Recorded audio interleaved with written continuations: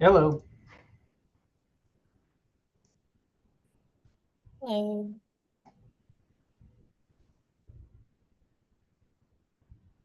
Sorry, I gotta switch my camera. Silly thing.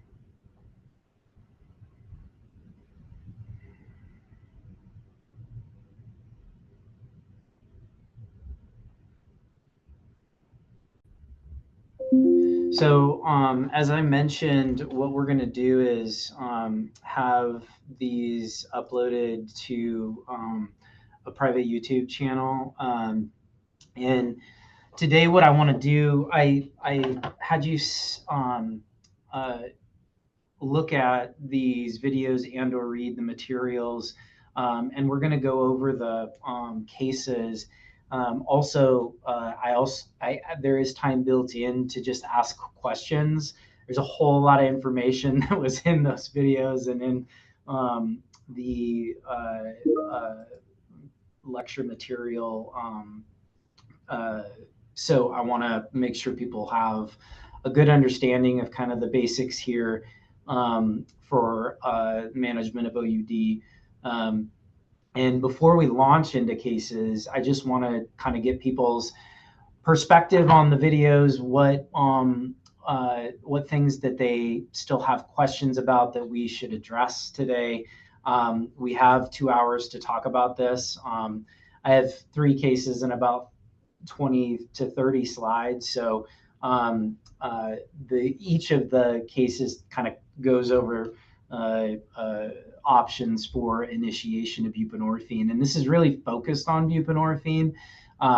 And we can talk more about methadone in patients as well. But I think, initiation of methadone and titration of methadone is actually a little bit easier in the current climate of fentanyl use, but we'll get to that. So first and foremost, questions or things that you all wanted to review today, so I don't forget.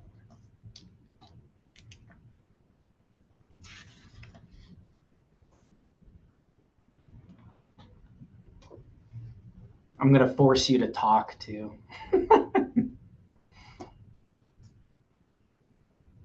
I think one thing that would be helpful for me, Dr. Buholtz, is that like just like trying to come to an understanding of like how much like fentanyl and like how to like actually, what at what starting doses I should be using. Like, is it at, a bundle, two bundles? I mean, is there like a stratification of like where we should be starting for some of these things and like and some guidance as to like where the best places to start, especially in the age of fentanyl. Absolutely. And we'll talk about that both with methadone and buprenorphine in terms of how quickly do you go and what is really uh, uh, a good starting point. The short answer to that question is we don't really know with fentanyl. I think, with heroin, um, folks really did very well with 80 to 120 milligrams of methadone at a total dose. You could start with 30 milligrams of methadone or 40 milligrams of methadone and titrate slowly over time, and people tolerated that really well. And what we're seeing more and more with fentanyl is just um, the sheer um, uh, tolerance being higher with folks, and also the amount of medication that seems to be necessary. One of the problems is just, methadone and buprenorphine have decades of data, and aside from about 7 years, it's all been heroin. And even during prescription opioid epidemic, most people weren't using fentanyl. They were, using OxyContin or oxycodone or hydromorphone or something else. Fentanyl wasn't terribly commonly prescribed and abused by longstanding chronic pain situations. So the other thing that's really hard about approximating fentanyl use is how many adulterants are in it and how variable the potency of the substance is. And we talk about fentanyl, and we probably should be really referring to synthetic high potency opioids, because these are all um, uh, clandestine made medications that are not actually medical grade fentanyl. So you will see fentanyls, carfentanil, sufentanil, remifentanil, and enantiomers thereof that have slightly different mechanisms and potencies, and it's really challenging for patients to know what they're using. There is a really great program that I mentioned last week through ADAI, where folks can bring in their substances and get them tested. And the truth of the matter is, there are some quarters where the most common drug in any supply of white powder is actually acetaminophen. So it's a really wide variety with patients, and it's hard to approximate. Um, it's, I think, more relevant for methadone in terms of how quickly do we go up on doses for patients, um, and we can talk about that. What I will say is that for most people, even if they do have quite a bit of tolerance, um, methadone in the hospital, generally we can get patients to a pretty safe dose of 60 milligrams, and even sometimes 80 milligrams, which can really help quell withdrawal symptoms. Um, it's important to recognize, though, with methadone, that um, we don't know exactly what the protective dose of methadone is when it comes to prevention of overdose. Um, and so even if you get somebody to 60 milligrams of methadone, it may not be fully protective. It's obviously better than nothing, and patients who are on these medications certainly have reductions in their overall potential for overdose. Um, as you will learn this year, the overall gestalt is to get people onto medications in any way possible, either buprenorphine or methadone, to try to improve their mortality and morbidity. So that's a long-winded answer, Bill, of sorry, I don't know. Other questions that you want to review today? I guess I was just curious. I don't know. We didn't talk about this in like the pre-reading, but just maybe briefly the way that long-acting injectable buprenorphine, like the direct to inject, plays into this. The like and those complicated graphs at the end, and Yes. where we go with those. Yeah.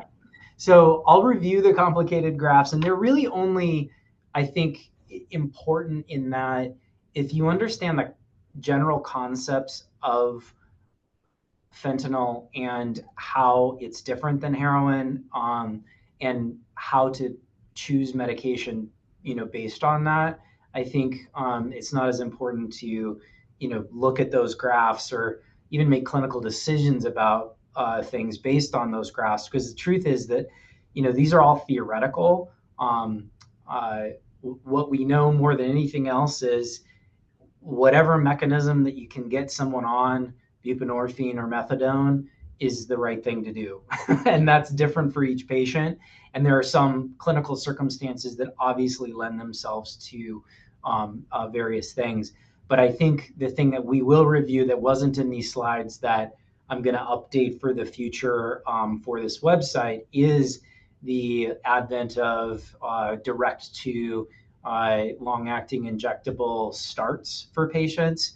Laura, is that what you're alluding to, the Onfrio and a 7-day injectable kind of lead in with injectable? Sorry, that was Taylor. Oh, yeah. No, that's exactly right. Yeah. Okay, great. We will talk about that, and I'll show you some slides on that. Other questions? Laura, you had unmuted.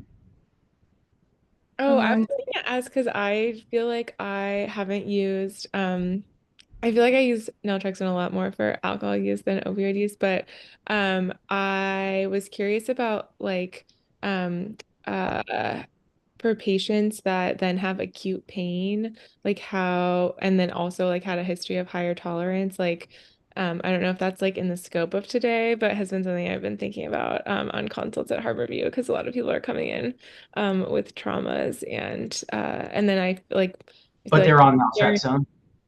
I haven't seen a lot of that, but it was something I was thinking Curious. about if we sent someone out on naltrexone. And I was thinking about it. Yeah.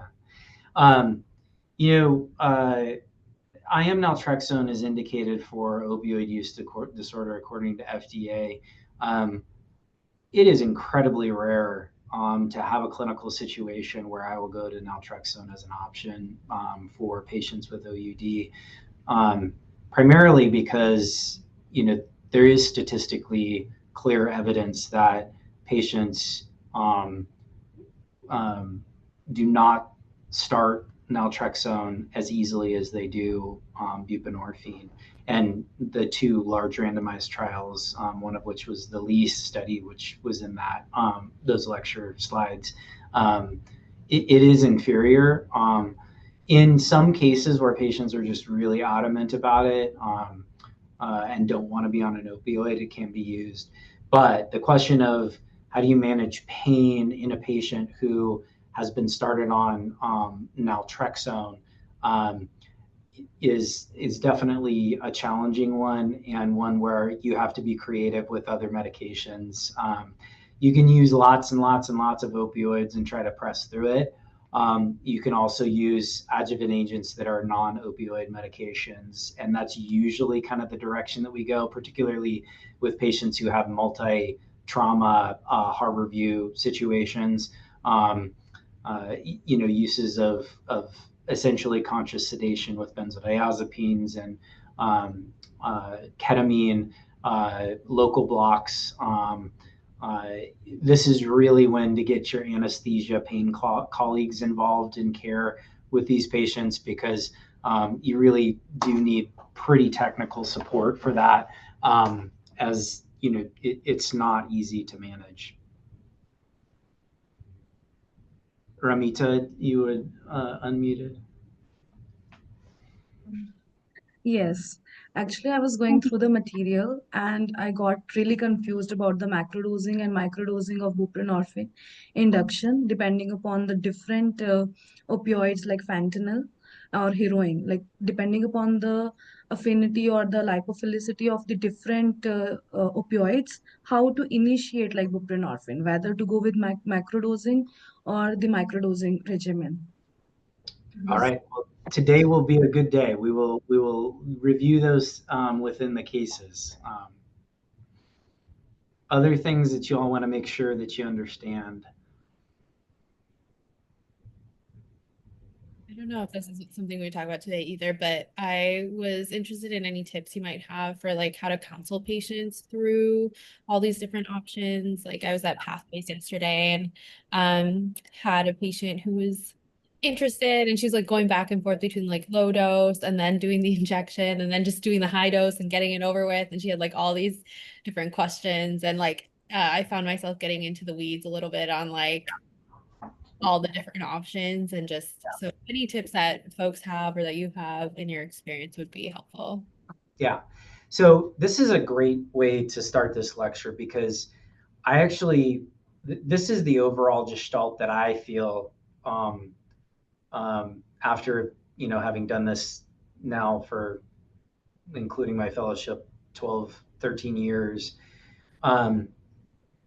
Fentanyl is definitely different, and patients who use fentanyl absolutely have a more difficult time getting onto buprenorphine.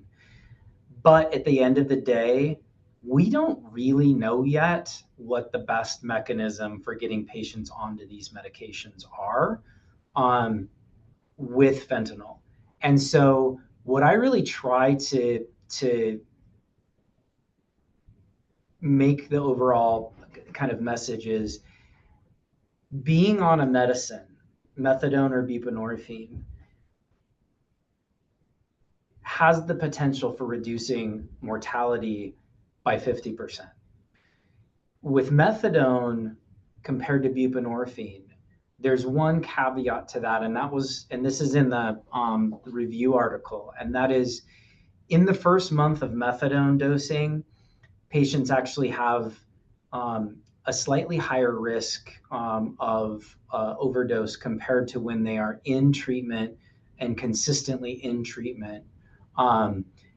But with patients who are on methadone at a stable dose or taking buprenorphine and in treatment, the times that they're on the medication is associated with a 50% reduction in overall mortality.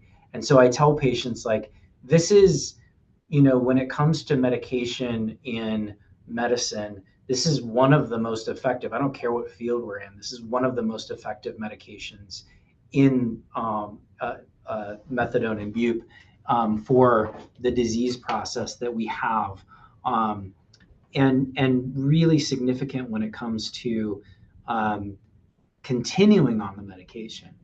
People are very worried about precipitated withdrawal, providers and patients. And a lot of this comes from, I think, a misunderstanding of how buprenorphine works, because it is complicated. And also the potential for people really not advising patients, the first couple weeks of buprenorphine use, particularly the first few days, may actually not be terribly comfortable. And in fact, you may actually not feel the same way. You probably won't feel the same way that you do when you're using fentanyl.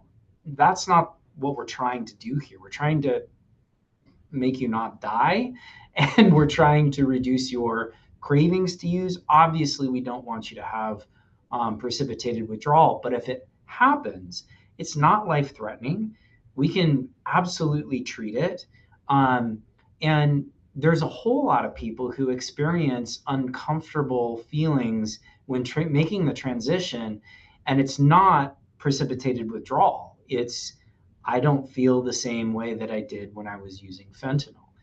And if we can really counsel patients that there are different ways to do this, but at the end of the day, we want you to keep taking the medication. If there's anything that we can do to help people continue taking the medication, regardless of how they're feeling in the moment in time that they're feeling what they're feeling, that is going to protect them. And the longer they take the medication, the better they're going to feel. And this is, one of the reasons why I think the injectable medications have some benefit in theory. Again, there's no studies actually showing definitive evidence of a superiority of one versus the other. There's some data, and this is a little bit antiquated now because it's 8 years old, but was published 3 years ago, regarding sublingual buprenorphine versus injectable buprenorphine. And that was a study that just looked at insured people, which is already a subset of a subset. And they did slightly better with sublingual. But as most of us know, that an insured population that you can follow over time is not the same as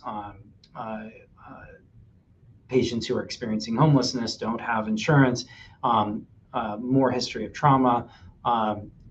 And so we really are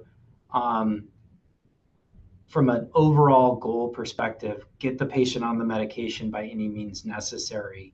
And when it comes to what route you use, there are some clear indications for avoiding low dose inductions.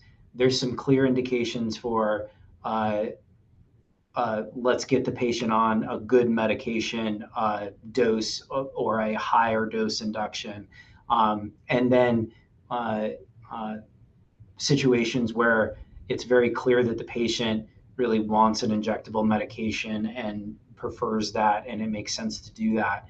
But I hesitate to get too much in the weeds with people about all the mechanisms. We're going to talk about them today, but at the end of the day, whatever works is what we should do. And you're going to see different strategies throughout the year because, again, there's no right answer to this. And Pathways is doing a very unique, DESC is doing a very unique induction method that some are not using. So with multiple injections.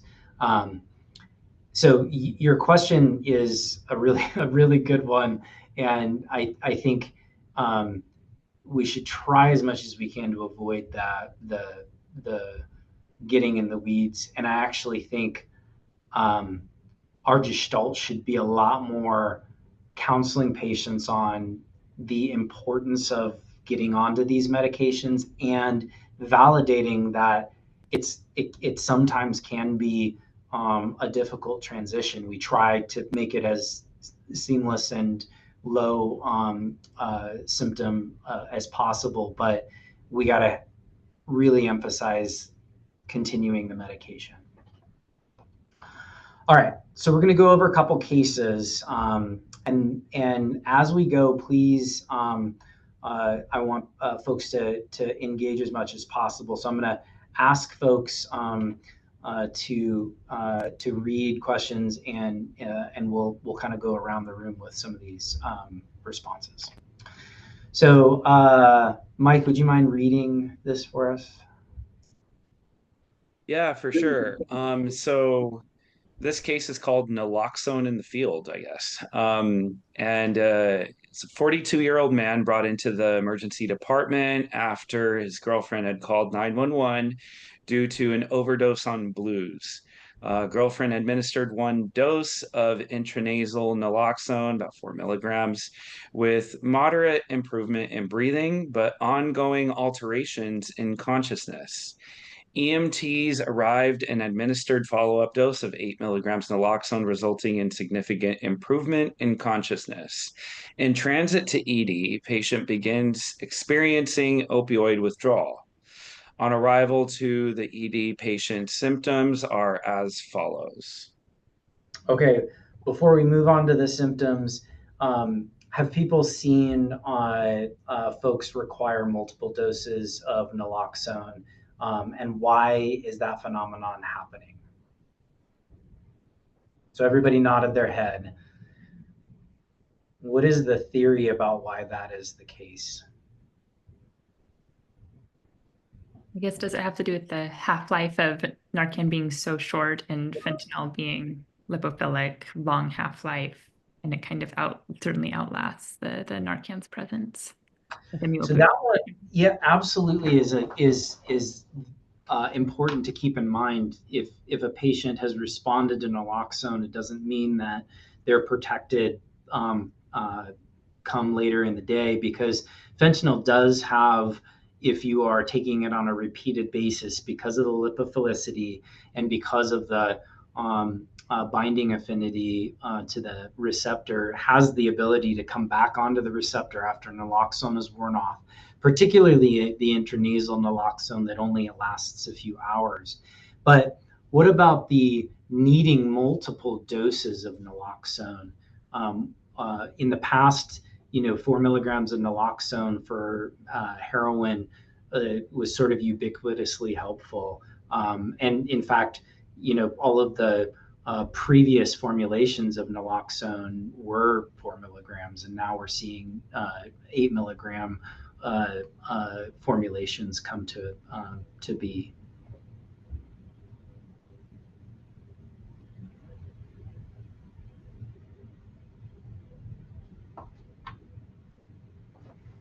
So could you repeat the original question?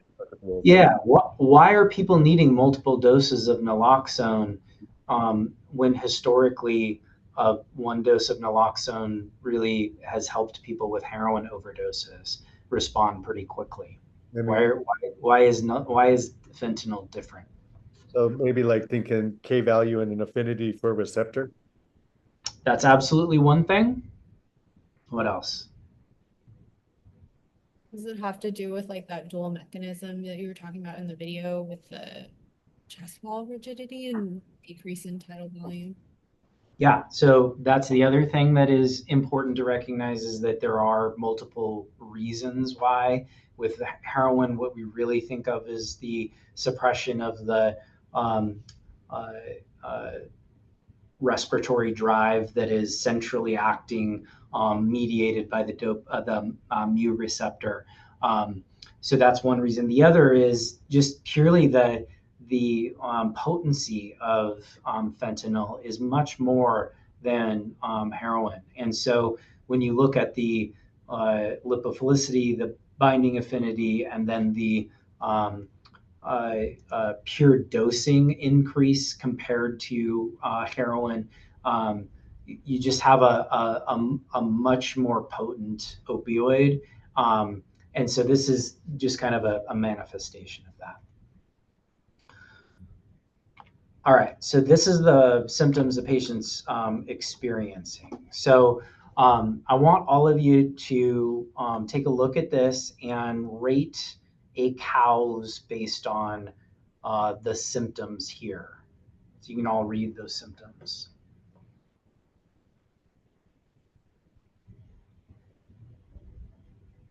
And once you come up with a number, just kind of think of it in your head and raise your hand virtually.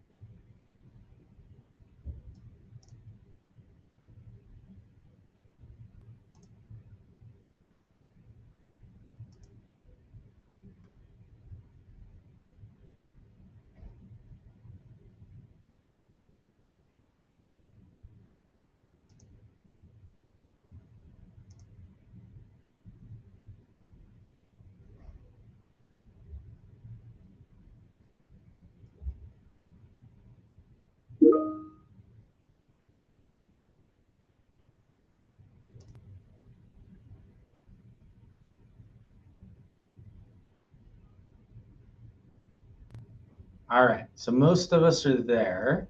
What are some numbers people got?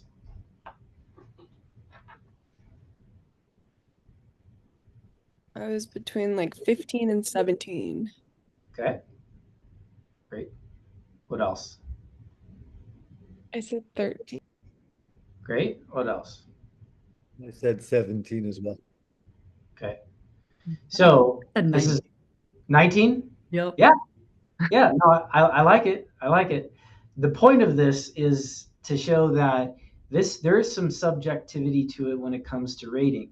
But what you'll notice, and what's more important than the actual score, is where we're at in terms of mild, moderate, or severe, right?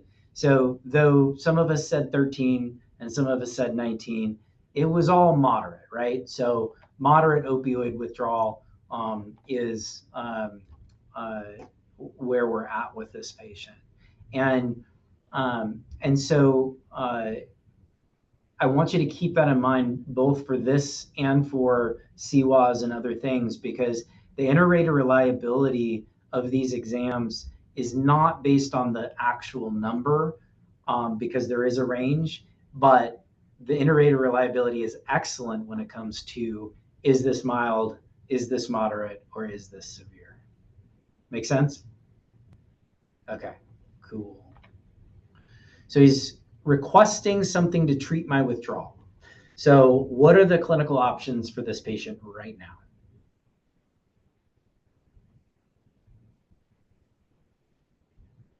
Low dose buprenorphine can be given. You can give buprenorphine, absolutely. Yeah, methadone as well. You could give methadone, absolutely. Clonidine and Zofran. Yeah, so you could do non-opioid symptom-driven medications. If the patient is dead set on the idea of going onto naltrexone, this is really the only situation where I would use those medications exclusively and not do buprenorphine or methadone. 98 times, 99 times out of 100, you'll want to do buprenorphine or methadone. In that other one case, you'll want to try to convince them to do buprenorphine or methadone. But you can use symptom driven stuff. So how would you decide upon the agent? Like really practical stuff. Yes, would you also consider like short-acting full opioid agonists like Dilaudid, Oxy, etc.? You could do that. Why would you do that? Well, I guess if someone didn't want buprenorphine or methadone too, that's a case where I've used that in the hospital. Yeah. So if a patient is having co-occurring pain disorder, they really don't want to be on buprenorphine or methadone long term, and they're having withdrawal symptoms. Short-acting opioids can relieve withdrawal symptoms, make someone comfortable, and help treat their pain. I personally really, in those situations, want to help someone's opioid withdrawal and treat their pain. And so methadone does a really nice job of quelling some of the withdrawal symptoms. And then using short-acting opioids on top of that can help be very helpful for pain as well. The other thing is that some patients will change their mind. If they're adamantly against buprenorphine, then I really like to use methadone to see if they actually really like it. Some patients will say, I don't want that medication, but they haven't tried it or they haven't been on it for years. And you can say, we're treating your withdrawal with this medication. We're not, making you assigned to this medicine for the next year of your life. We're using this only for withdrawal management. And then if they feel good on it and like it, then you can actually continue it. Does anybody have a strong preference for one of these medicines over the other based on what you know of this patient right now? guess if it were like up to me and like the patient was on board with it too, they've already received buprenorphine, in which case giving them more bup might be helpful. So this patient actually hadn't had bup yet. They had Oh, only, I thought they had received 8 of bup. Never mind. no, that was a repeat dose of naloxone. Oh, got it. Yeah. I don't know what I'm thinking of. No, it's okay. Well, if they're already in withdrawal, then Yeah. this would be a good time to start bup because otherwise it can be challenging. So they're already in like the worst of it, so we're not going to precipitate anything. Exactly. And I will say, so what other reason might there be? And if you don't know the answer, totally fine. But what other reason might there be when it comes to protecting this patient and getting and reducing their risk of death immediately in terms of buprenorphine over methadone? Yeah, I mean, I don't remember if we have more information on this patient and like other life factors that might contribute to buprenorphine or methadone, because I feel like that's like mostly what I think about in terms of like whether what they want and then like kind of like whether their lifestyle makes more sense for one or the other. But I think something for that's like nice about bupe is that because it has high affinity but less potency, that it is protective, like in that way, in this person that has just overdosed. And so, like, sending them out with those receptors occupied could provide some protection. And how quickly do people get protected if you give them, and what is a protective dose of buprenorphine? Do we know that? Yeah, I mean, if he got up to like full dose, which some people, I feel like historically it was like 8 to 12. Now we often get people up to like 16 or 24 or higher.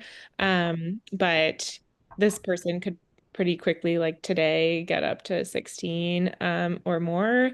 And so they could leave the ED with a lot of protection.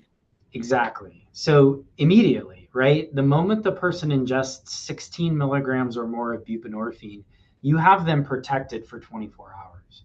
And so with methadone, 30 or 40 milligrams of methadone, which you would start with, and even aggressive initiations with, 50 milligrams of methadone is not actually going to be fully protective.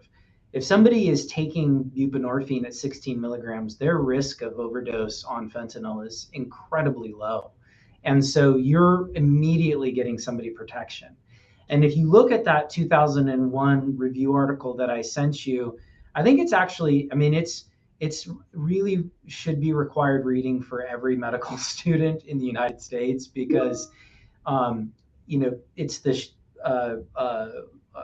study, which is a meta-analysis and systematic review showing the 750,000 patients. If you start somebody on buprenorphine, they have a 50% reduction in their mortality overnight. Whereas methadone, it takes about a month before you get full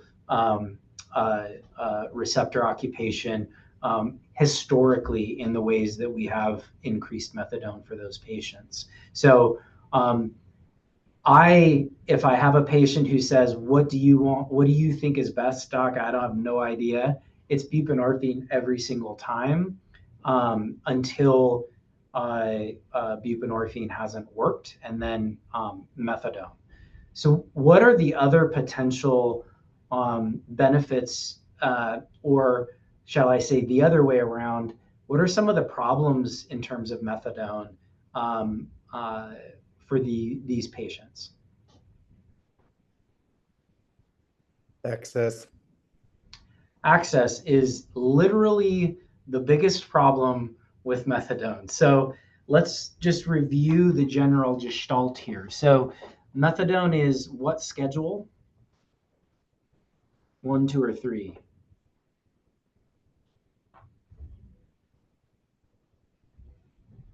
Maybe 2. 2 is right. Yeah.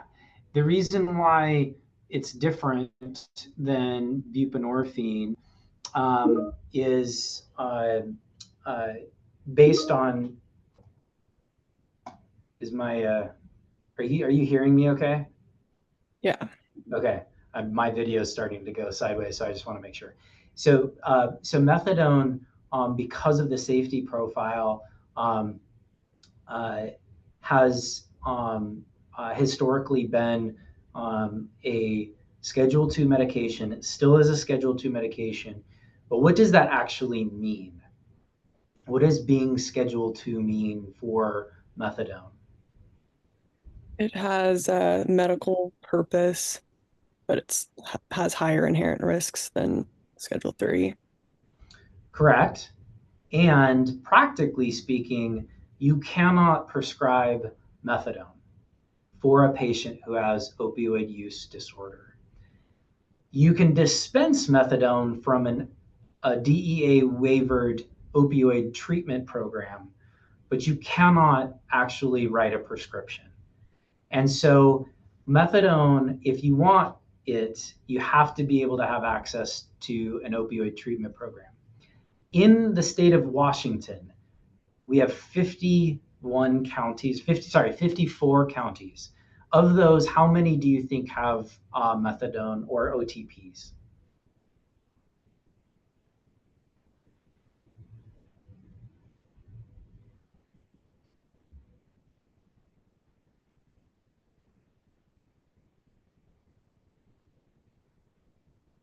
Six. It's better than that. It's not good.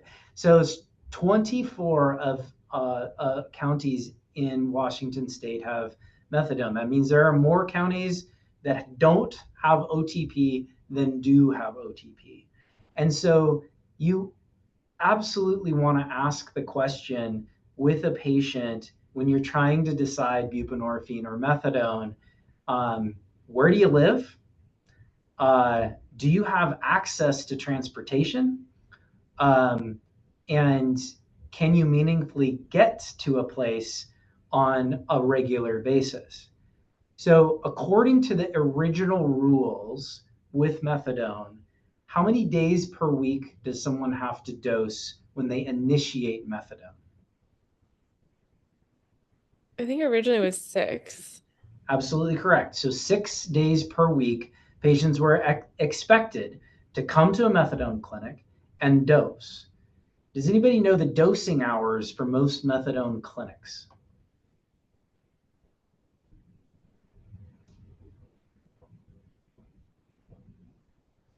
Is it like a 2 hour window? Not good. So somewhere between the hours of 6 and 10 a.m., generally speaking, methadone clinics, depending on where you're at. There's expansion now since COVID, but this is an incredibly restrictive thing. Patients, to be able to initiate and continue methadone in the olden days, really had to commit their entire life to this medication and spent hours a day uh, uh, getting to the clinic, dosing their medication, doing urine tests, all of the things that were required. What are the rules now? Because they have been relaxed. So in the past, if you dosed 6 times per week, you were stable in treatment, you could earn carry doses over time. And it took actually an entire year of stability in treatment before you could get 30 days worth of your medication. So what are the rules now? It has changed slightly. I guess it's changed pretty significantly. But Is it 3 times a week? so 3 times per week is kind of what we're doing, generally speaking. It doesn't actually specify in the new rule, which is something that SAMHSA makes recommendations to the DEA. But now you can actually get up to 2 weeks worth of medication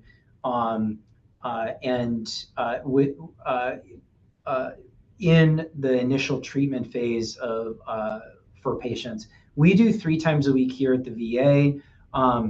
What does Pathways do right now? Do you know? Does anybody know? I think Pathways and Evergreen are a little bit more liberal with their dosing.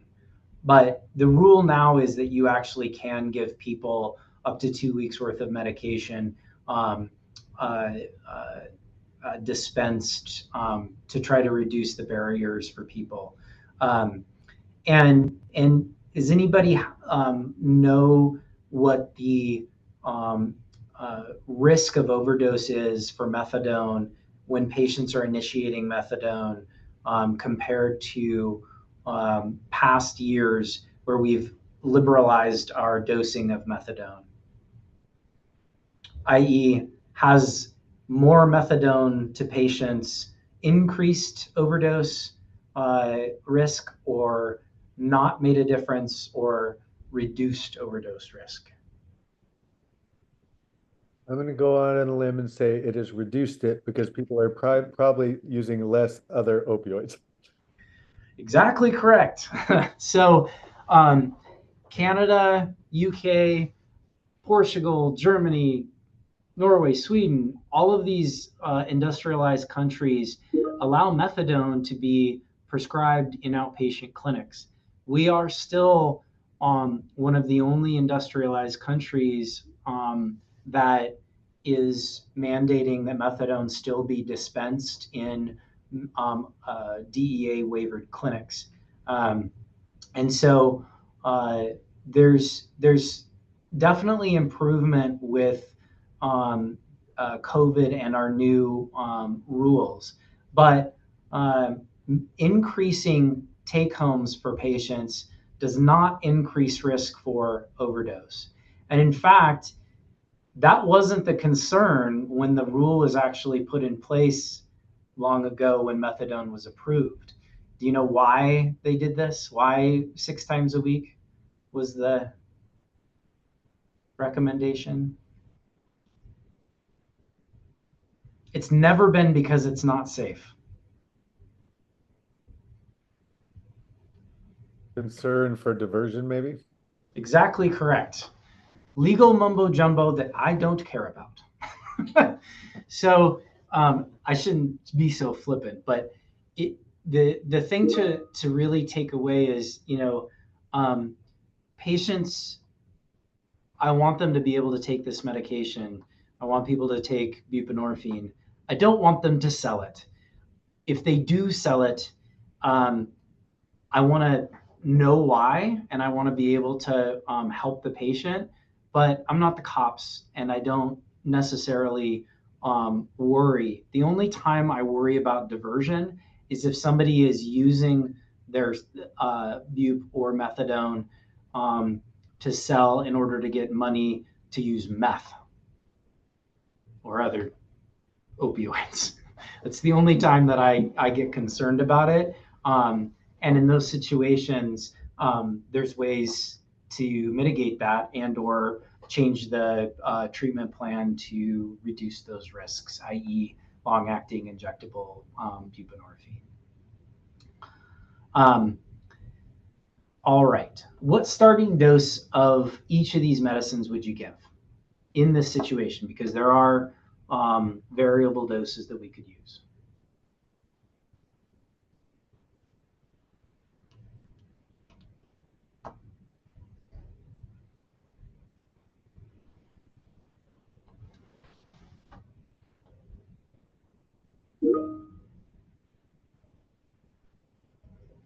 I think as we discussed that buprenorphine up to 16 milligram we can give to protect the patient. Yeah.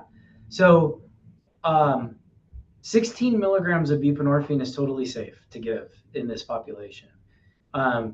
Why aren't we doing this for everyone? Why doesn't everyone just get 16 milligrams of buprenorphine?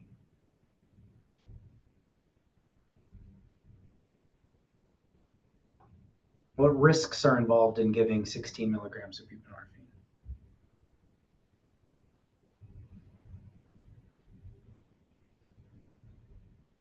Could precipitate withdrawal. Okay, so you could precipitate withdrawal in a patient who doesn't have any withdrawal symptoms. In a patient with a score of more than 12 on the cows, the chances of precipitated withdrawal are inordinately small,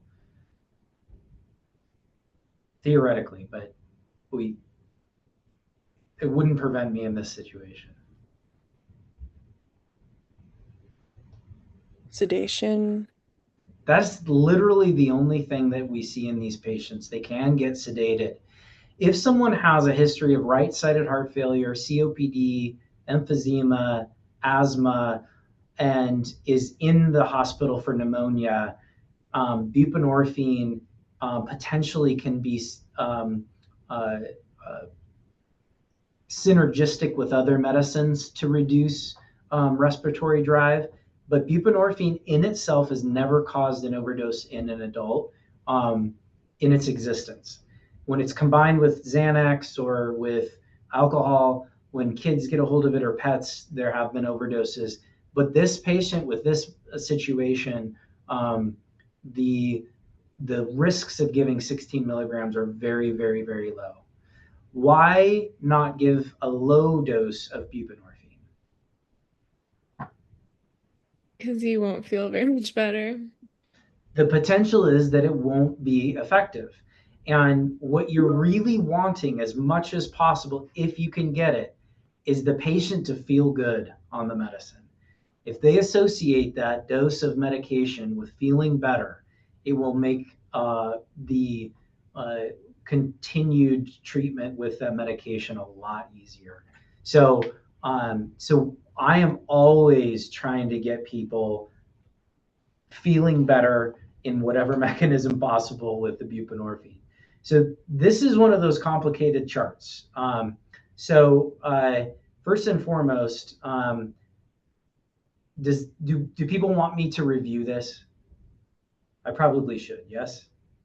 Yes? Okay.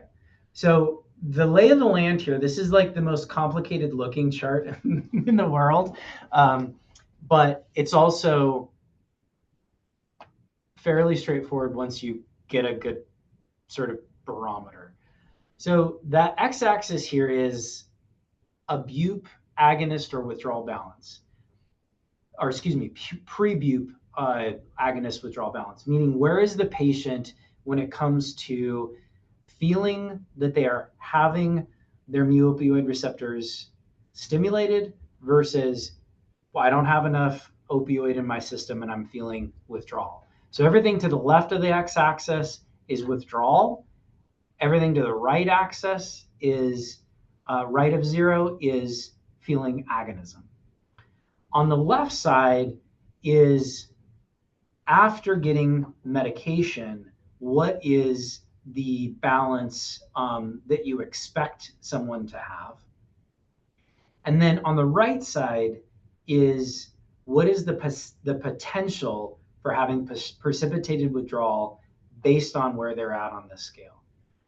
And what they did to actually create these graphs was look at more than 600 case reports and looking at patients' substance abuse and where they were at when it comes to COWS scoring and what their response was when they got buprenorphine. So what you'll see here is that the potential for precipitated withdrawal with fentanyl is actually higher than it is with heroin. Heroin is in the black triangles and fentanyl is in blue.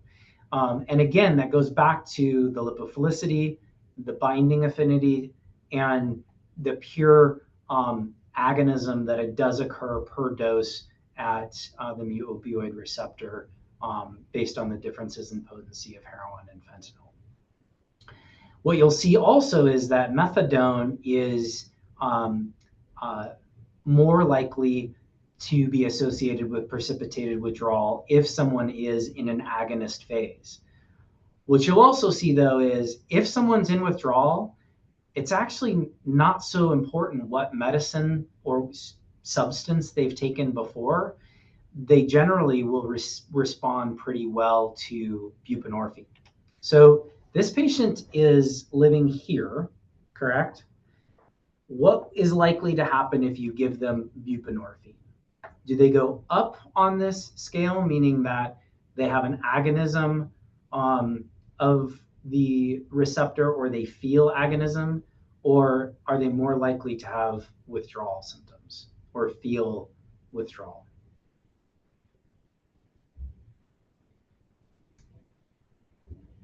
Subsequent to the bup dose, so you give them buprenorphine, will it agonize the receptor or make the receptor feel like it's in withdrawal? I think go up, agonize it. Agonize. Exactly. So you're going to get a positive response.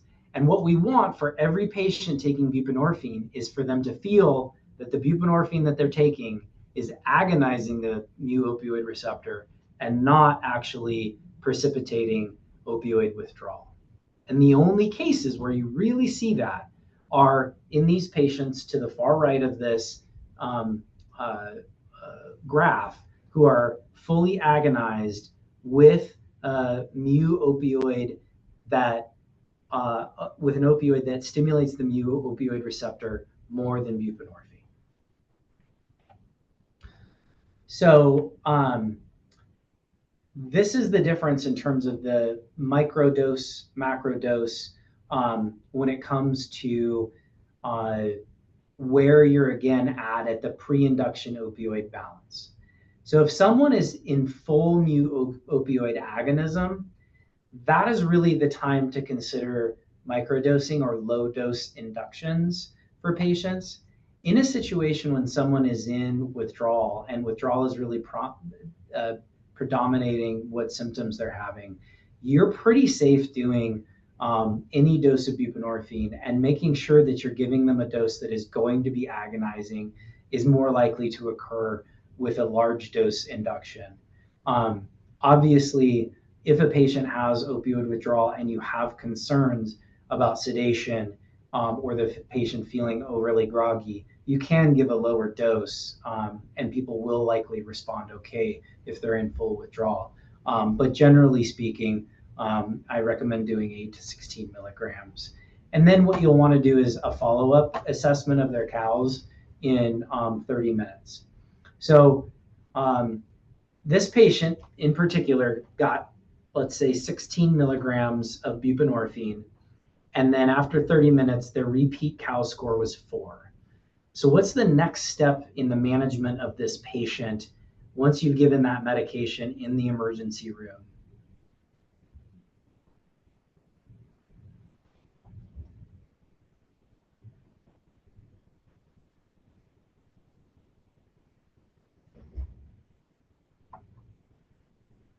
What would you ask them? What would you say to them?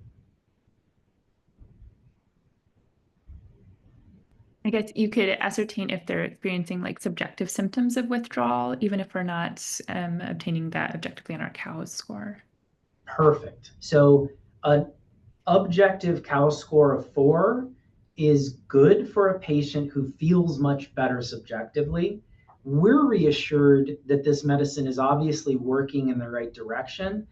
But if a patient says to me, I still feel crummy, and they have a COWS score of 4, I want to actually listen to the patient more than I listen to the COWS score in this situation. Because so long as they're not overly sedated or clearly altered by the medication, more buprenorphine is not going to harm them. And in fact, we want them to actually feel as well as possible before they discharge from the emergency room.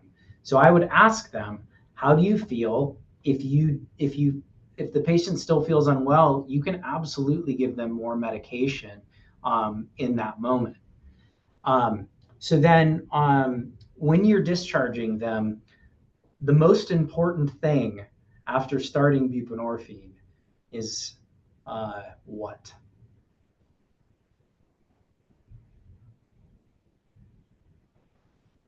Making sure that they have follow-up and a way to continue getting buprenorphine. Yes, exactly correct. So we are spending all sorts of time and energy in medicine right now thinking of creative ways to start buprenorphine in all these different complex regimens. And at the end of the day, the thing that is way more important than anything else is having them continue on the medication. one initiating dose of buprenorphine is all well and good, but if a patient doesn't follow up with care, we have not done our jobs. So we really need to emphasize follow-up and treatment. And in most of these situations, what I want to do is give them a script for buprenorphine to go home that allows them enough medication to get to their next appointment. Here at the VA, it's easier for me, and I actually will give them a refill of medication for up to a month in the case that they, for whatever reason, don't make their appointment or are not or don't aren't able to access the care again. And I want really, I think, to emphasize to the patient that the dose that you give them on that first day doesn't necessarily mean that's the dose they're always going to be on. So you'll see people who do great on 16 and then they'll need a little bit more. Just the opposite, you'll see a patient who really needed 32 milligrams to feel stable. And then 3 days later, they're like, oh, I feel kind of sedated on this. It's too much. And they may want to reduce their dose. So that's the other reason why it's so critical for patients to get enrolled in treatment for their opioid use disorder and have a prescriber for buprenorphine so those adjustments can be made. What is another option aside from these things that you could do for a patient who did well with the induction? I think what you can do like in the ED in the hospital is variable, but you could talk to them about whether they would want an LAI option instead of continuing oral. Yeah. So new rules are out and about for both Brixadi and Sublocade. If someone has taken 16 milligrams of sublingual buprenorphine, you can initiate Sublocade that same day. And Brixadi actually now has some indication based on the Onfrio study that you can start without even a lead-in. And if someone tolerates 8 milligrams of sublingual buprenorphine, they're absolutely fine to get a long-acting medication. So if a patient in the VA system is in the emergency room and I get consulted on them, I absolutely will offer them the same day to get either Sublocade or Brixadi, and I'll allow them to choose. And then, generally speaking, I am giving patients Sublocade for a month-long protection, and that's not because there's evidence to support that, but it makes general sense to get someone protected longer if possible. Questions about this case? Also, a naloxone rescue kit. Everyone gets naloxone rescue kits. Can I ask, so if you're going to give Brixadi, would you do the 128 or do you have to do like the weekly injection? Yep, so that's a great question. And the package insert and FDA approval is to start patients on the week-long injection. And you're supposed to do week-long injections for 4 weeks until you can give them the month-long injection. You can off-label prescribe the month-long 128 milligram injection straight away. And I am doing that here.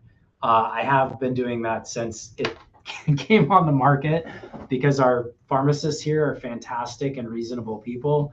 I've had zero problems with patients with side effects from the month-long injection. The one thing that is different about the month-long injection from the 7-day injection has to do with the kinetics and how quickly someone gets up to a higher dose of buprenorphine nanograms per milliliter. And oddly, the week-long injection is actually slower than the month-long injection when it comes to increased blood levels. And I'll show you the results of the DeForino study, and we'll talk a little bit more about why they chose the weekly versus a monthly injection, and why they went with Brixadi instead of Sublocade when they did the study. And it all has to do with the fact that it's a slower onset with week-long Brixadi compared to month-long injections of both Sublocade and Brixadi, which achieve blood levels higher quicker. And they were trying to essentially avoid precipitated withdrawal in these patients as much as possible, which is why they went with that dosing.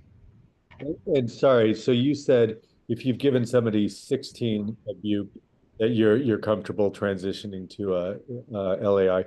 But like, yeah, what happens if you give them like a high dose and you end up having to do 32? Do you have to wait for 24 hours, or are you? Nope. You can absolutely still do it. So again, risk of giving buprenorphine in these patients, even if their blood levels, if you gave 32 milligrams and then gave a Sublocade injection, theoretically their blood levels could get, incredibly high. But because of the ceiling effect of buprenorphine, it doesn't cause respiratory depression, so we don't actually have to worry about that. So if someone wanted it and they needed 32 milligrams to get stable in the ER, I would still offer them a long-acting injectable. So this, I'm forwarding to this because we're talking about it. So let's just review this right now, okay? So these are the injectable formulations of buprenorphine.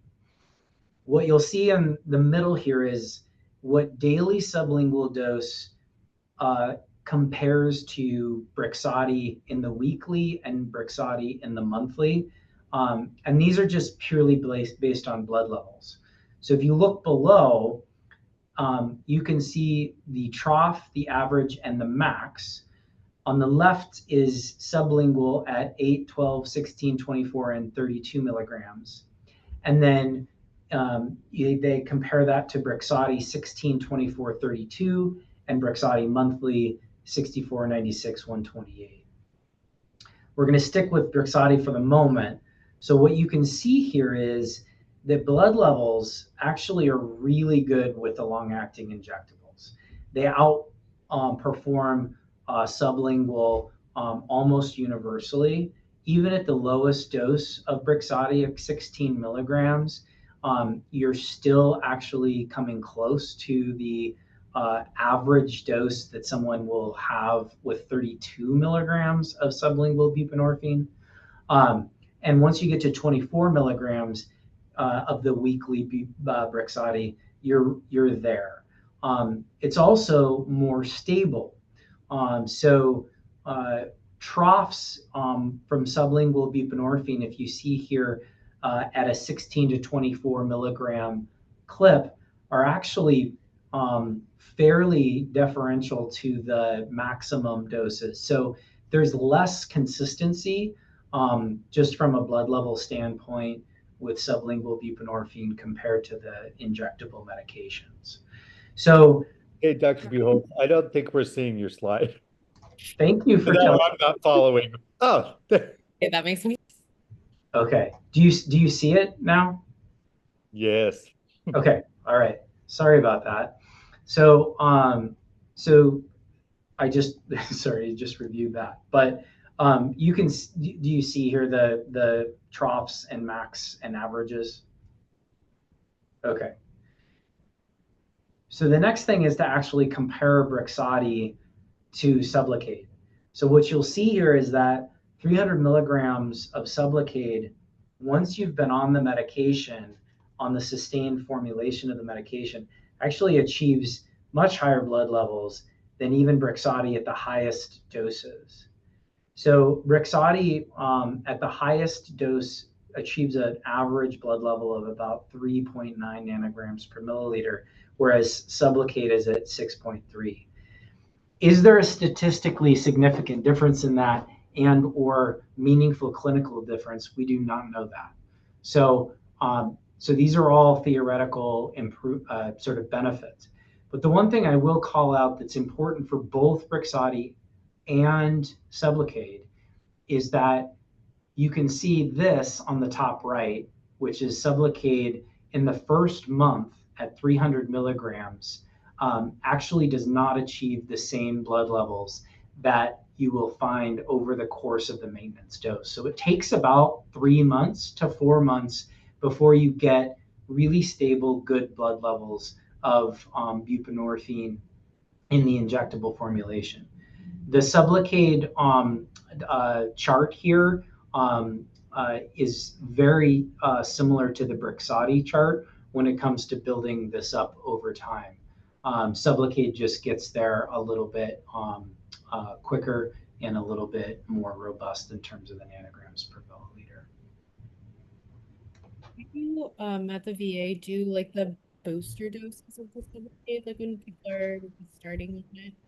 Right. So that's the other thing that's changed. Thank you so much for noting that. So now you can do booster doses where 1 week after the initial dose of Sublocade, you can do another dose of Sublocade to achieve those higher blood levels.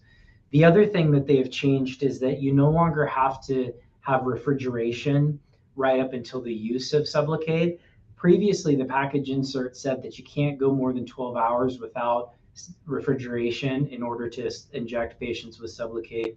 And now that is not on the table anymore. This can last a long period of time, and we don't have to worry about that. So I absolutely do the booster. And as a sort of rule, I am erring on the side of higher doses. I don't know if that's right. And I think it's based on just clinical experience with patients not having negative outcomes from higher doses, and those that I've seen who have not had enough medication and who then chip away continuing to take fentanyl when they feel like they're having breakthrough withdrawal symptoms. What questions do you have about this chart or other questions about injectable? Why aren't we doing injectables for everybody?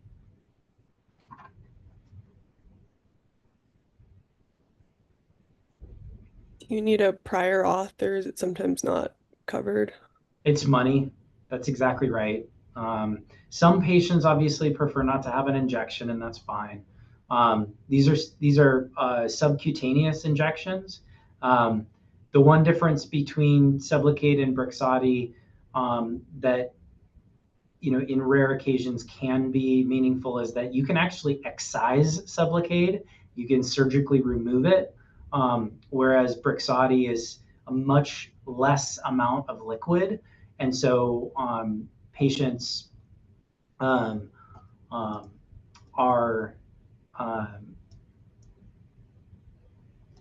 potentially less likely to have discomfort with the injection, but also you can't actually take the medication out. So if you precipitated opioid withdrawal in someone and they wanted the medicine out, you could theoretically take it out surgically. What I will also say, though, is that's inordinately rare. When patients do have precipitated opioid withdrawal, it actually doesn't last very long. And patients who do have that syndrome and are on Brixadi or Sublocade do get a resolution generally within the first day, and doesn't actually necessarily mean that they're going to say, I'll never take the medication again. It's the other reason I really like long-acting injectables is if someone does have a precipitated withdrawal, they really can't say, I don't want this medicine as easily as I'm throwing that sublingual buprenorphine in the trash because it makes me feel like crap. And the truth is we want people to keep taking the medicine because we know that if they do, they will feel better eventually, and usually pretty quickly, even in precipitated withdrawal episodes. Other questions about this?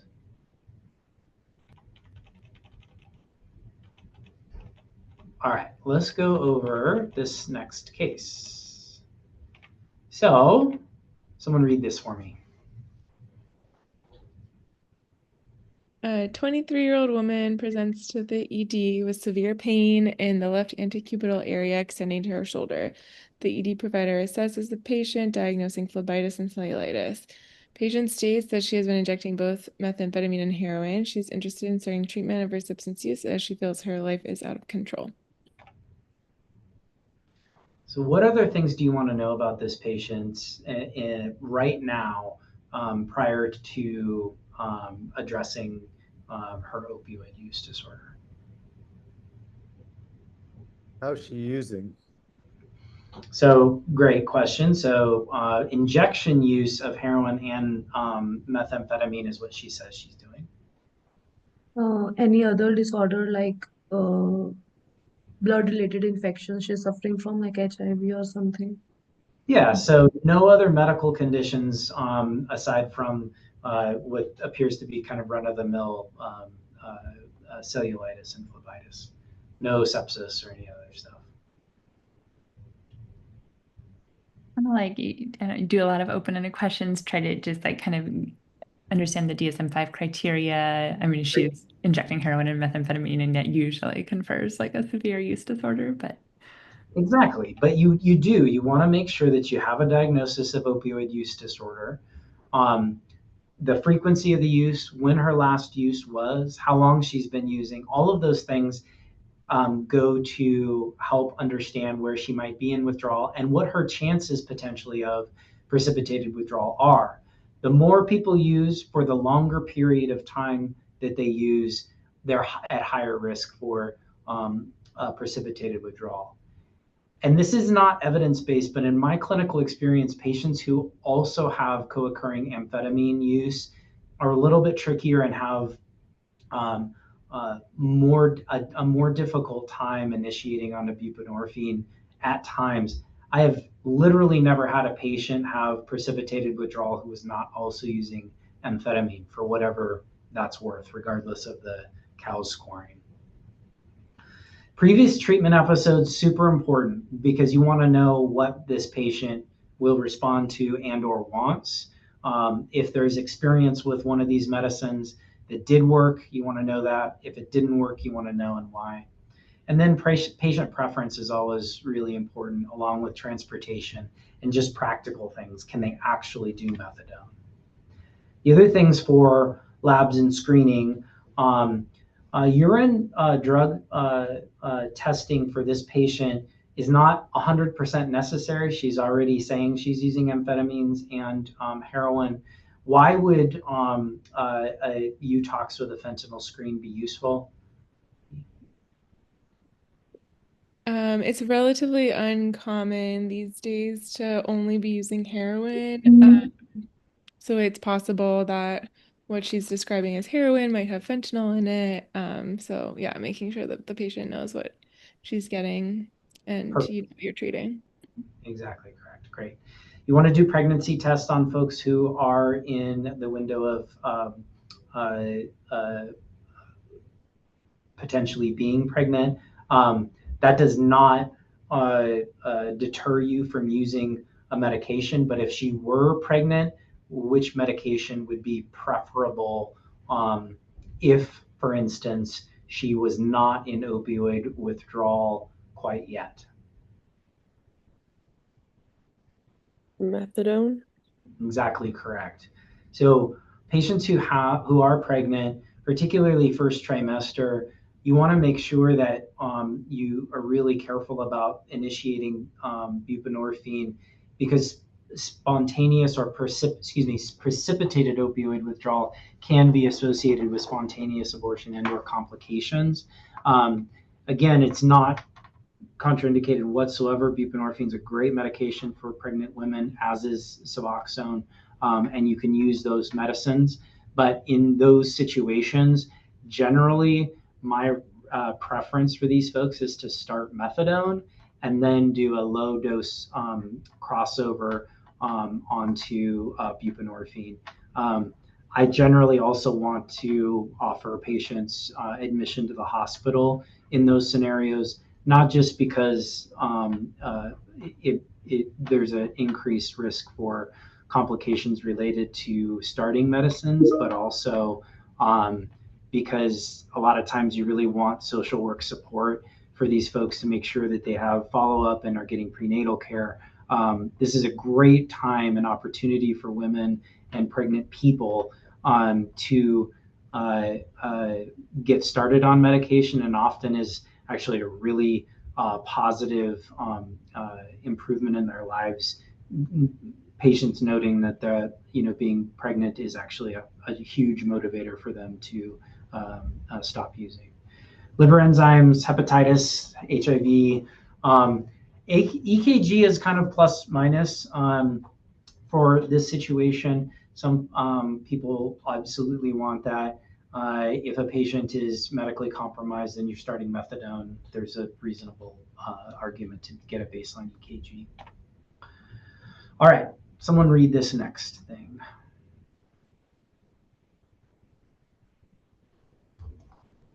Meets full criteria for OUD and has been using opioids and amphetamine for 3 years. She's never had treatment for OUD before and lives in Enumclaw with her parents. She's a server at a local restaurant and is barely holding on to employment. She reports initially using heroin, but then had to change where she obtained substances 6 months ago after her supplier was arrested. Notes that the meth helps her stay up for long shifts and opioids help her feel normal after trauma experienced in high school that she does not want to speak of. She's open to any treatment ideas. Previous attempts at self-taper resulted in significant withdrawal symptoms. She's injecting opioids 4 to 5 times per day and using methamphetamine prior to starting shifts at the restaurant. Her last use was 4 hours prior to ED arrival when she injected both methamphetamine and what she thought was heroin. Okay, so her CALS was 6 on arrival, noted for dilated pupils, restlessness, anxiety, and sweating. Her vitals were as follows. So she had a bit of a fever, heart rate was up, her blood pressure was up. Her respiratory rate wasn't terrible. Her urine was preliminarily positive for stimulants, fentanyl, negative HCG, and a white count of 15. So she's being admitted for IV antibiotics and further workup. So what is the next best step in management for this patient?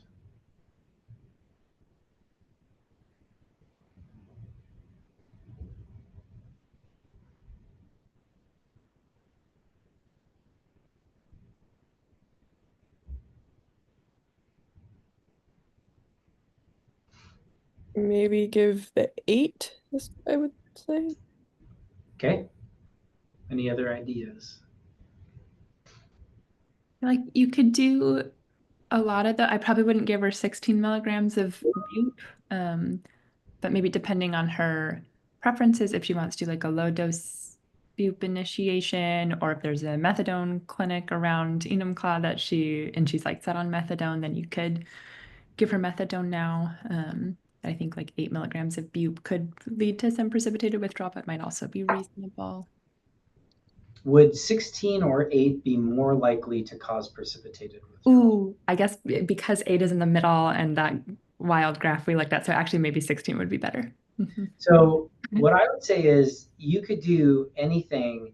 8 milligrams is not actually wrong. You could absolutely do 8 milligrams. And I make this intentionally hard because there's not a great answer when someone has a CAL score of 6. Where this patient is lying is this next chart, which is, again, as I discussed, based on case reports, what is the chance of precipitated opioid withdrawal? And this is, again, based on the opioid withdrawal balance on that x-axis. And what you'll see is that the lower doses of buprenorphine from these case reports are actually associated with higher potential risk for elevated withdrawal symptoms.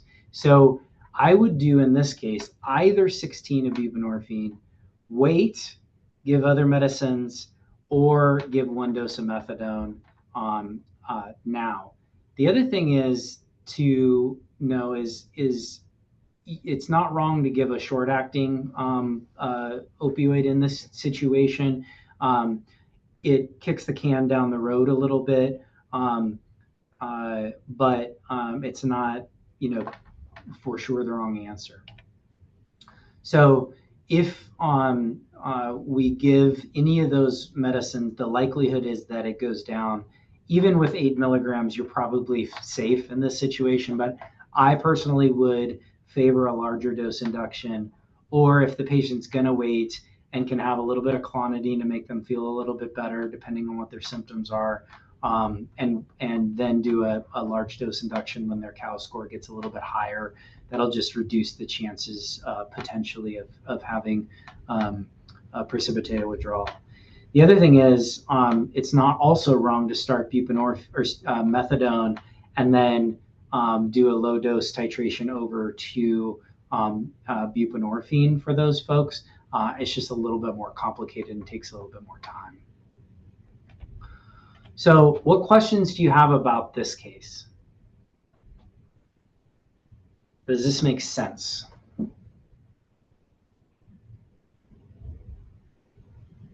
Okay. I guess I have a quick question. I feel like a lot of protocols do like suggest starting buprenorphine 8, Yep.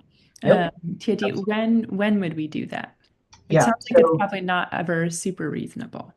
Well, so again, this is not hard science right now, right? So, the package insert and reason why we used to do 2 to 4 milligrams of buprenorphine for patients was not based on safety. It was based on the potential for diversion. The protocols for 8 milligrams with repeated doses, and you'll see that at Harborview, a lot of folks do an 8 milligram dose of buprenorphine, and then they'll do another COW score and do 8 more milligrams, and just keep giving 8 milligram doses of buprenorphine until someone feels well. So that's not wrong. This is definitely not doctrine. I personally favor the larger dose inductions because of this theoretical improvement, but you will absolutely see different modalities for this. The thing to just remember is the principles here, which is when someone's really on this cusp of having moderate opioid withdrawal, they are at potentially higher risk for spontaneous precipitated opioid withdrawal. If you said this already, but is there like for going back to that graph, for example, on the scale of withdrawal versus agonism, like a correlate that we can use between like at someone's COW score and where they might be on that? Yeah.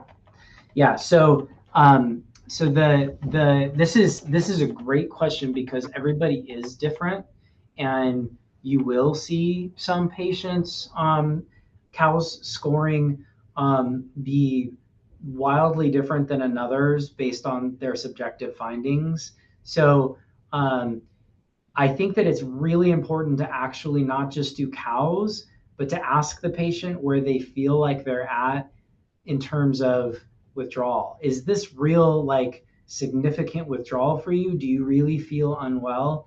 If they're really feeling unwell and their COW score is not yet 8, I'd be more inclined to giving them the medication than a patient with a COW score of 10 who says, I don't feel like I'm having that much withdrawal at all, and generally speaking, I feel much worse than this when I need to use again. The other thing is that there's some emerging ideas about not even doing COWS scoring and instead asking patients subjectively how they feel. And if they feel like they need a medication and they're feeling really unwell, that is a good enough indication for starting medications. And so you'll have to sort of decide moving forward, and it's all clinical assessment and situation. The last thing I want a person to do is leave. So the hospital. So the thing that I would just really caution against is undertreating or doing nothing if the patient's asking for something. All right, let's do this next one. Somebody want to read this?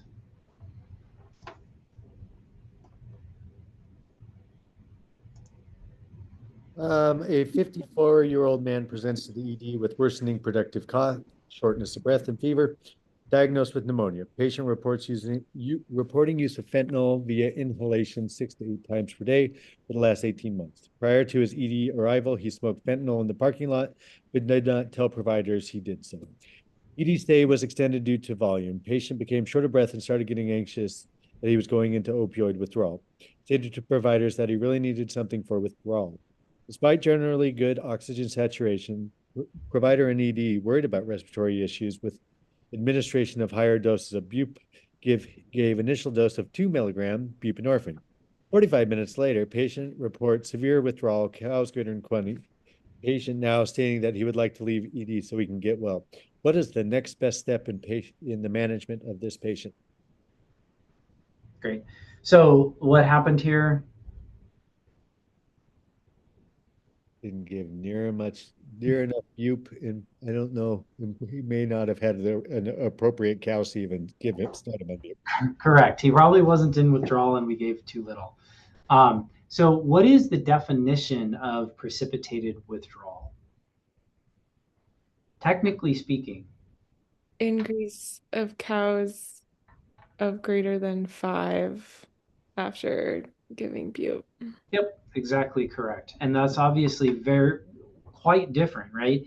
If someone goes from a cow score of 3 to a cow score of 8, that counts. If they go from a cow score of 3 to a cow score of 24, that counts, but it's different, right? So just keep that in mind. But at least an increase of 5 in a cow score after buprenorphine administration. So what is the next best step in management for this person?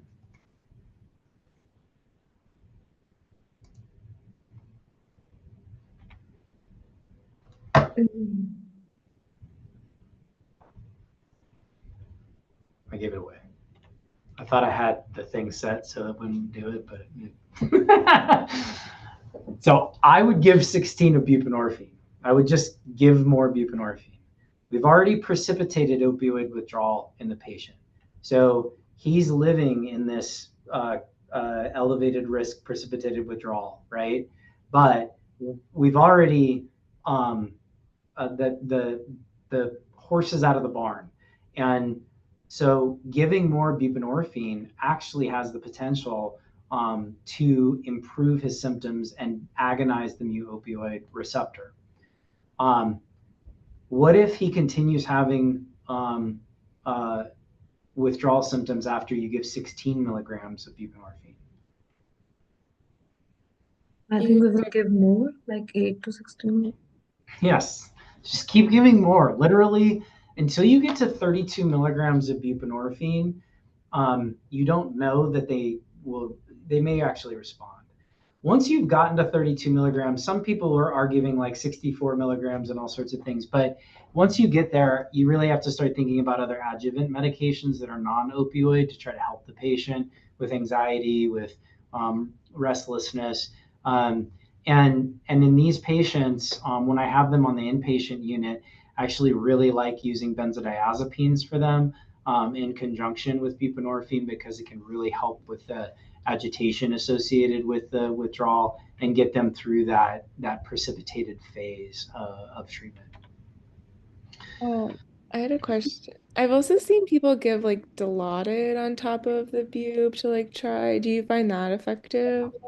Yeah, so I've done that before for patients in these scenarios who are in the hospital and they just refuse to have more buprenorphine.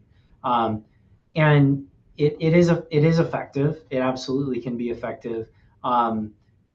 And why did you say Dilaudid as opposed to some other medicine? Because it has the closest affinity to like it has a high affinity for the mu receptor, and you need something that's going to be competing with the bupe. It is as close to fentanyl as you can get without giving fentanyl. And actually, you could give medical fentanyl in the hospital. But Dilaudid is a great option, and absolutely why Dilaudid should be the choice for patients who have buprenorphine on board and pain issues as well. For patients who are admitted to the hospital who have buprenorphine in their system, want to keep on buprenorphine, keep them on buprenorphine, and then do as needed Dilaudid for them. It's going to be the most effective opioid to help treat breakthrough pain for other conditions that they're having. This is part of the other recommendations that we have in the Scala website. But basically, you can give clonidine, you can do ondansetron, you can do lorazepam or Haldol. You can do dicyclomine for cramping, and then all sorts of medications for pain. Who has used ketamine before for patients in these settings? Nice. Where did you do that, Bill? We did it on the inpatient service at Yale. Yeah. So was that anesthesia driven, or did your medicine service kind of? Our medicine service, it was a new change at the hospital, allowing us to do that recently. That's great. So definitely some emerging data showing that ketamine is probably really safe in the doses that we're talking about here, 0.1 to 0.3 milligrams per kilogram. Quite well tolerated, and can really help not just with pain, but also with anxiety for these folks who are in precipitated withdrawal. So at the end of the day, the other thing is if you can get them feeling better and they're agreeable to buprenorphine, make sure that, again, they have follow-up and naloxone rescue kit.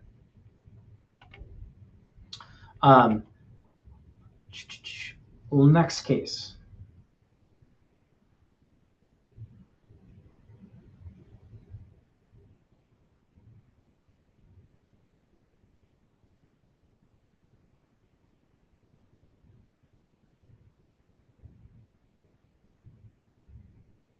Mike, you want to go again?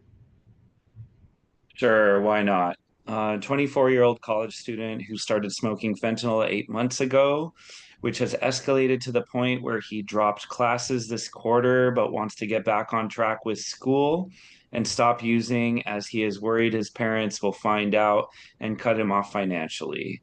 His goal is to get off all drugs and is requesting withdrawal management. He has a goal of using only occasionally on weekends at parties. He tried stopping on his own several months ago and again last week without success. The withdrawal is just too hard. I feel like I'm going to die. So what do you do in this situation? How do you counsel him? What do you talk about?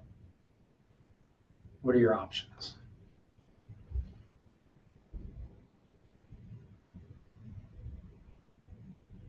I mean, we know that like intensive inpatient or like, withdrawal management or recovery programs alone for opioid use disorder are not evidence-based unless there is concurrent use of like medications for opioid use disorder. And so might offer him an intensive program, but one that, and would also talk to him about medications and make sure that if he wants that the place that he wants to go is able to use medications. Okay. I'm curious what all drugs he's using, what there's other substances. Right. So asking questions about overall use and what he means by getting off drugs if he's still planning to occasionally use, like reconcile that for me. What kind of therapeutic approach would you use? You will learn this very well this year. MI, exactly, right? So where do you begin? Where is a starting point that you can align with this patient? The being 24 is hard, and that everybody at 24 is like doing this. And so, yeah, looking at going without having weekend parties and all that is like a daunting task. And so trying to identify there and go. So validating that it's difficult and validating his experience, while simultaneously picking up on the fact that um, uh, uh, he really does want his life to move forward in a positive direction. Um, and then also the validation of the intermittent withdrawal that he experiences is something that we could potentially help him with. That could be a starting point for sure. So, uh, so the other aspects that I think you can engage a patient on in terms of if he's pre-contemplative in terms of I don't really have a problem here, is you can kind of talk to him about has there been increases in over time? What are the withdrawal symptoms that you've had? Have you done other things? Have you had different successes with treatment or thoughts about this? Just to really understand what his goals are and what he really, really wants out of care. So let's say he says he wants to try stopping completely and to go on to IM naltrexone.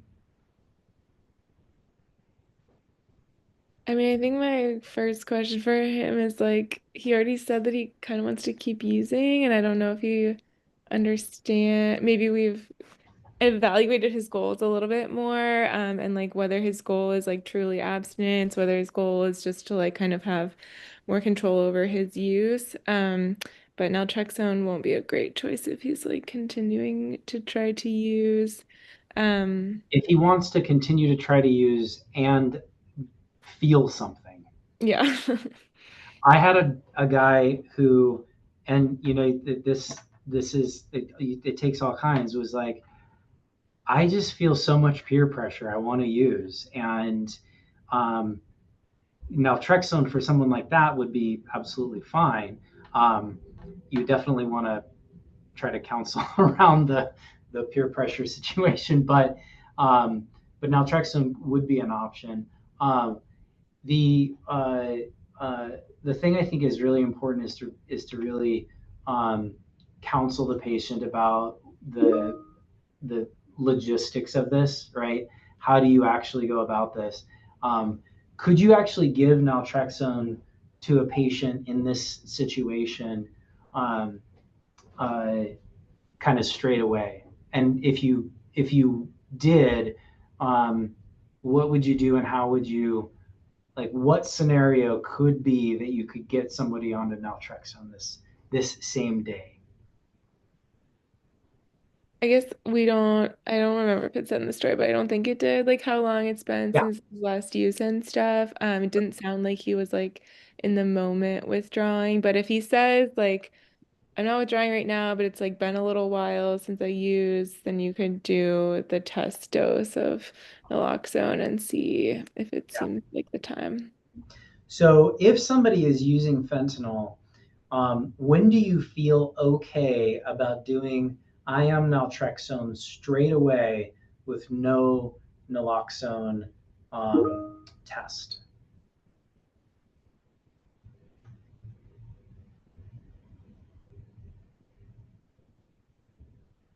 Jailed patients who have not had access to opioids for more than 2 weeks. So you can see precipitated opioid withdrawal even days and days and days after their last fentanyl use. And that's actually a really good use of a naloxone challenge for someone who is literally not experiencing any opioid withdrawal symptoms and says to you, my last fentanyl use was a week ago. Um, and in those situations, according to package insert, it should be 7 days since last opioid use before you do an IM naltrexone. But even in those situations, I wouldn't do that because I have seen people have precipitated withdrawal symptoms even a week after. It is a very weird thing with fentanyl because generally the half-life is short, but the lipophilicity is so high that it sticks around and you can get withdrawal symptoms, particularly in patients who have had long-standing use. A patient like this who has 8 months or so, we'll have a less likely chance of precipitated withdrawal, but it's still potentially there. Okay. I am going to go back this direction. My apologies, so I can review the Dion Ferrio study for you about precipitated withdrawal, because we are most certainly less or more worried than we should be. So this is the study originally that was done. This is the multi-trial, multi-site study, 28 EDs. And the original design was 1,200 patients. And the idea was trying to compare people getting sublingual 8 milligrams buprenorphine or straight to 24 milligram inject and release buprenorphine. And the original design was everyone had to have a COW score of 8 or more before they got either the sublingual bup or the 24 milligram buprenorphine. If a patient had a subtherapeutic, or excuse me, subclinical COW score, not full opioid withdrawal, somewhere between 4 and 7, the instructions were actually to initiate buprenorphine at home. And in this study, out of 1,200 patients, 9 actually had criteria for precipitated opioid withdrawal, exceedingly low. So when you ask the question, well, why don't we do 8 milligrams? It's probably fine. Like if you look here, once a patient has a opioid or a COW score of 8 and is in moderate opioid withdrawal, the likelihood of precipitating withdrawal is incredibly small. And we have really good evidence for that in a very well done study. There was a subsequent study to this looking at patients who actually had moderate withdrawal symptoms. So these are patients with COW score of 0 to 3 versus 4 to 7. And what you'll see here is that by and large, this is 100 patients in this trial. All of these lines represent a patient.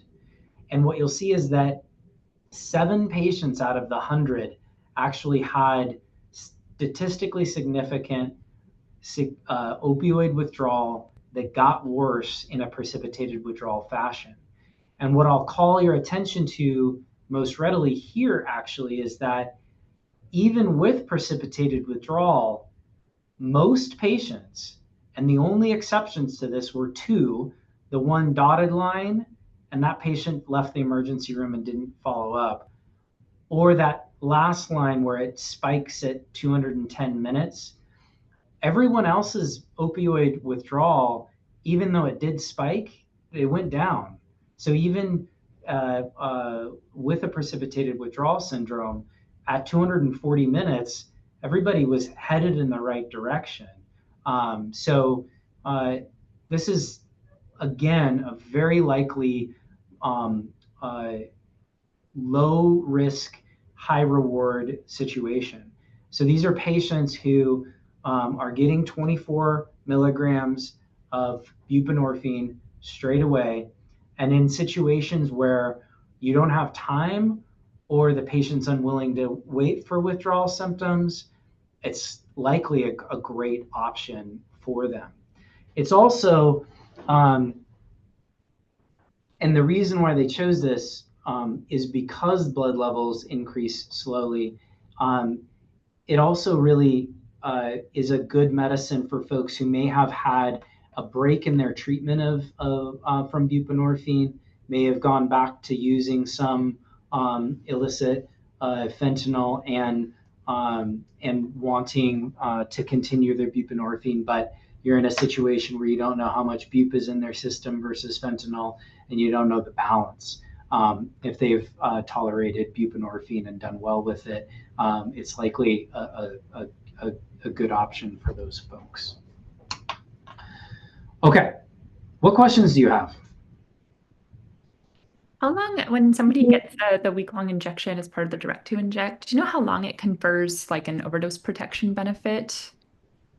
The 7-day? The 7-day. Mm-hmm. Yeah, so that's a great question. And no one in either of these trials who got the 7-day had an overdose. So 0 out of, I think there were 600 in the previous study and then 100 in this study. So no one did. But the theoretical protection should last on average somewhere around 7 days. With that said, everybody's different, right? So some people might be shorter, some people might be longer. But it in these studies, at least, there was no overdose, and the rate of overdose amongst these patients was incredibly high, as you might imagine, or previous overdose, excuse me. Thank you. And tabs and films are created equally. There's nothing, no preference or. Great. So that's a good question. No data supporting tabs versus films. Patient preference. Cost is a little bit more for different formulations based on what you're looking at. And then when you're initiating buprenorphine in a low dose fashion, it's a little easier to use the film strips to cut into small doses because you're really trying to achieve like 0.5 milligrams of buprenorphine, which most film strips are 2 milligrams. And so you want to cut those into fourths, and that's a lot easier to do than cutting a 2 milligram tablet into fourths. But otherwise, whatever patient's preference is. Would you ever administer like Zofran or clonidine or any of those ancillary drugs in that sort of early period when, you know, you've given them 16 or 8 of bup, and then you're waiting like an hour to reevaluate what their next cow score is going to be, or even earlier than that? Would you ever actually give any of those drugs, or are they going to like screw up, you know, how your ability to detect the level of withdrawal? Yeah. So I do that in situations when someone has had a history of precipitated opioid withdrawal, discomfort in making the transition from fentanyl to buprenorphine, and that I've assessed them that I'm going to be giving them the bup. And once I've made the decision I'm going to give them the bup, if they've had previous problems, I will actually pre-medicate them. So give them, medicines that I know aren't going to precipitate withdrawal, but also will help. And the downside to that is maybe you give them buprenorphine and they get a benefit from clonidine and dicyclamine and ondansetron, and you underdose the buprenorphine. But there's no evidence to sort of suggest that people do better when you do that. So that is just kind of a clinical preference for me. I also really like to give people autonomy once I've initiated buprenorphine, in terms of, not associating the medicines with a COW score, but with a patient preference. So if they have anxiety, give them clonidine. If they have nausea, give them ondansetron, and don't link it to the COWS scoring. And then also making sure that patients really do understand, we are treating your opioid withdrawal with this medicine, because I'm sure you've heard the situation where patients are like, I don't want Tylenol, that isn't going to do anything for my pain. And their experience is they haven't gotten treatment for their opioid withdrawal. And actually, Tylenol plus treatment of opioid withdrawal will certainly help their pain. And just to remind them, I know maybe you've had a bad experience where that's only the only thing you're getting, but it actually works in a different way, and can really help you. So we really want to try to do that. And I would emphasize non-opioid medicines for symptomatic relief of whatever someone is experiencing, particularly in this transition period. I think giving patients this option for discharge medications if they aren't fully well, is a good option too. anything that will make them keep taking the buprenorphine is what we want.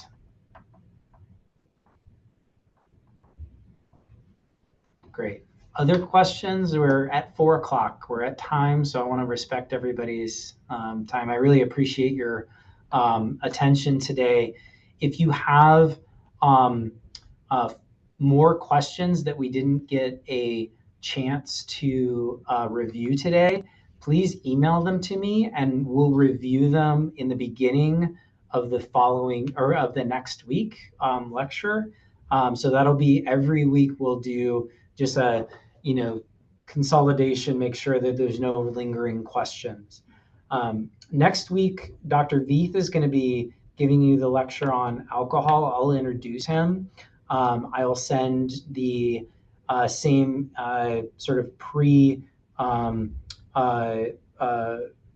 session information, but you won't have to do anything this time. If you want to read about stuff, great, but I'll provide you with kind of the basic studies that are kind of large 30,000 foot view stuff that are good launching points for what you're going to hear next week. Cool. Thanks so much. Enjoy your afternoon. Take care. Thank you. Thank you.